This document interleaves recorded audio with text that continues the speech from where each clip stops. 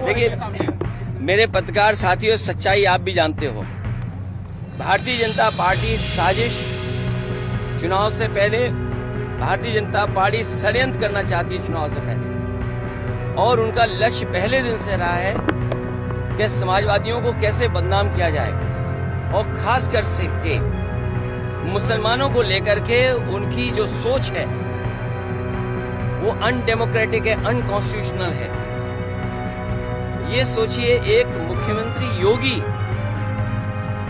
तो इसका मतलब ये है कि अगर कोई योगी अगर वो लोकतंत्र पर भरोसा नहीं करता है और कॉन्स्टिट्यूशन पर भरोसा नहीं करता, वो योगी नहीं हो सकता है। मैं 3 घटनाओं का उदाहरण देना चाहता हूं आपके सामने।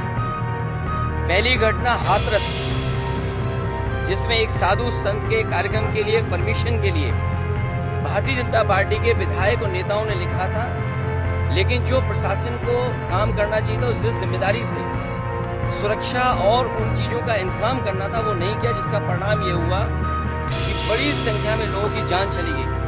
न केवल जान गई है, उनका नुकसान हुआ बड़े पैमाने पर। बहुत से लोगों का हाथ पैर या जो भी नुकसान हुआ, उसका कोई मदद सरकार ने नहीं की। दूसरा, आपने देखा होगा गोमती नगर में, और जब मुख्यमंत्री ने सदन में ये कहा, सूची तो हालांकि बहुत लंबी थी, इसमें पुलिस का दोष कम है, पुलिस तो पूरी सूची दी थी, लेकिन भारतीय जनता पार्टी के जो मुख्यमंत्री और सरकार वो ये चाहती है कि पुलिस भी भारतीय जनता पार्टी की कार्यकर्ता बन जाए। ये जो नए तरह का काम हो रहा है कि पुलिस को भी ये भारतीय जनता पार्टी का कार्यकर्ता बना रहे हैं। जब पुलिस ने सूची दी सब नामों की, तो आखिरकार मुख्यमंत्री जी ने केवल यादव और मुस्लिम का नाम क्यों पढ़ा? और सच्चाई पुलिस भी जानती है कि जिसमें कि यादव का जिसका नाम लिया है, सुनने में आ रहा है कि वो फुटिंग में नहीं था, जो कैमरे की जो तस्वीर है उसमें नहीं है, वो कैमरे में नहीं था, क्योंकि वो चाय पीने गया था और पुलिस को यादव मिल गया, इसलिए उसको जेल भेज दिया। मैं आपके सामने कहना चाहता हूँ, ऐसे लोग जो कानून का उल्लंघन कर रहे हैं और भारतीय जनता पार्टी के कार्यकर्ता बनकर के काम कर रहे हैं, जब कभी भी सरकार आएगी, ऐसे अधिकारियों के खिलाफ भी कार्रवाई होगी। और तीसरा उदाहरण, अभी रुक जाइए, तीसरा उदाहरण अयोध्या का, जिसमें कोई पॉलिटिकल पार्टी, अगर समाजवादी पार्टी ये बात कहती है कि डीएनए टेस्ट होना चाहिए, कैसे मुख्यमंत्री हैं, ये इन्हें कौन राय दे रहा है? ये कानून किसका संशोधित है?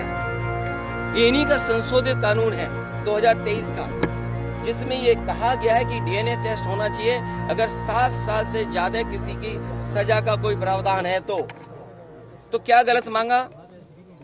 और उनके परिवार के लोग कह रहे हैं, और वहां भी पुलिस सच्चाई जानती है, हमारे पत्रकार साथी भी जानते हैं सच्चाई।